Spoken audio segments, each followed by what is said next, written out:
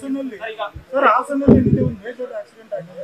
ಇದರ ಆಕ್ಸಿಡೆಂಟ್ಸ್ ನ ಪ್ರಿವೆಂಟ್ ಮಾಡಲಿಕ್ಕೆ ಸ್ಟೇಟ್ ಗವರ್ನಮೆಂಟ್ ಏನು ನಿರ್ಧಾರ ತಗೊಂಡಿದೆ ಮತ್ತೆ ಪರಿಹಾರ?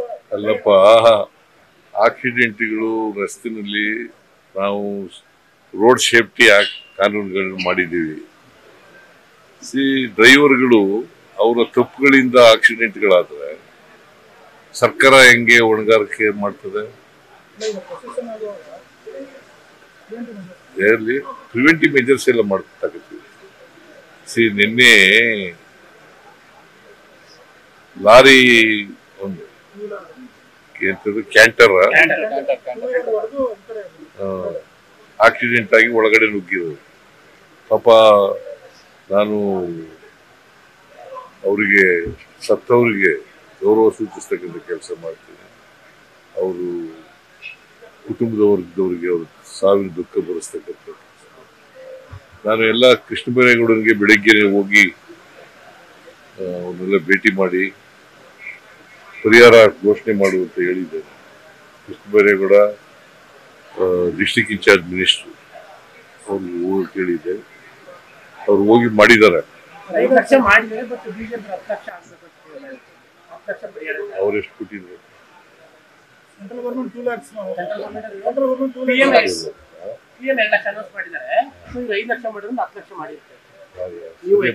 ನೂರು ಕಾಲದ ಅಧಿಕಾರದಲ್ಲಿದ್ದಲ್ಲ ಹಾಗೆ ಕೇಳದೇನಪ್ಪ ಮತ್ತೆ ಮಾಡಿಲ್ವಲ್ಲ. ಹೆಚ್ಚಾಗಿ ಕೊಟ್ಟಿದ್ರೆ ಪರವಾಗಿಲ್ಲ ಅಂತ ಅನ್ಬೋದಾಗಿತ್ತು. ಪರಿಹಾರ ಕೊಡೋದು ಅವ್ರನ್ನ ಸತ್ತದವ್ರಿಗೆ ನಾವು ವಾಪಸ್ ತರ್ತೀವಿ ಅಥವಾ ಅದಕ್ಕೆ ಪರಿಹಾರ ಅಂತ ಅಲ್ಲ. ಇದು ಸರ್ಕಾರ ಮೊದಲಿನಿಂದಲೂ ಕೂಡ ಕೊಡ್ತಾ ಬಂದಿದೆ.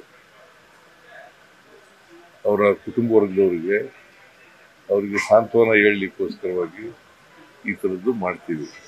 ಹಾಗಂತೇಳಿ ಸಾವಿಗೆ ಸಮಾನ ಅಂತಲ್ಲ ಪರಿಹಾರ. ಬಿಜೆಪಿ ಅಂತಲ್ಲ ಸರ್, ಎಲ್ಲರೂ ಕೂಲಿ ಕಾರ್ಮಿಕರು ಮತ್ತೆ ಮನೆಗೆ ಇಂಜಿನಿಯರಿಂಗ್ ವಿದ್ಯಾರ್ಥಿಗಳಿದ್ರು, ಹಾಗಾಗಿ ಸರ್ಕಾರ ಏನಾದ್ರೂ ಪರಿಗಣಿಸ್ತಾ ಅಂತ. ಬಿಜೆಪಿ ಬೇಡ ಸರ್, ಬಿಜೆಪಿ ಕೂಲಿ ಕಾರ್ಮಿಕರಿದ್ರು ವಿದ್ಯಾರ್ಥಿಗಳಿದ್ರು ಅಂತ ಜಾಸ್ತಿ ಮಾಡ್ತಾರೆ. ಈಗ ಸರ್ಕಾರ ಆಕ್ಸಿಡೆಂಟ್ ಆದವರಿಗೆ 5 ಲಕ್ಷಗಳನ್ನ ಕೊಡ್ತೀವಿ, ಗೊತ್ತಾಯ್ತಾ? ಸತ್ತೋದವ್ರಿಗೆ, ಆಕಸ್ಮಿಕವಾಗಿ ಸತ್ತೋದವ್ರಿಗೆ 2 ಲಕ್ಷ ಕೊಡ್ತೀವಿ.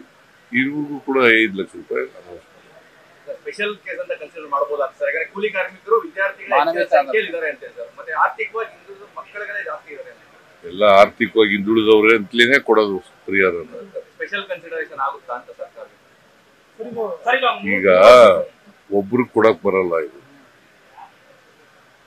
It's not A question of ಒಬ್ಬರಿಗೆ ಕೊಡೋದು ಇನ್ನೊಬ್ಬರಿಗೆ ಕೊಡದೆ ಇರೋದ್ರಿಂದ ಎಲ್ರಿಗೂ ಈಕ್ವಲ್ ಆಗಿ ಕೊಡಬೇಕು.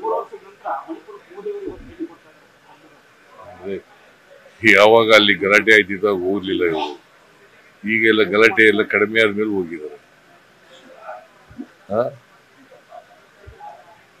ಯಾಕೆ ಹೋಗ್ಲಿಲ್ಲ ಅವರು? ಇಷ್ಟು ವರ್ಷ 7 ವರ್ಷದಿಂದ ಆಯ್ತು. 7 ವರ್ಷದಿಂದ ಯಾಕೆ ಹೋಗ್ಲಿಲ್ಲ? ನ್ಯೂಸ್ ಫಸ್ಟ್, ನಿರ್ಭೀತಿಯಿಂದ ನಿಮ್ಮ ಪರವಾಗಿ.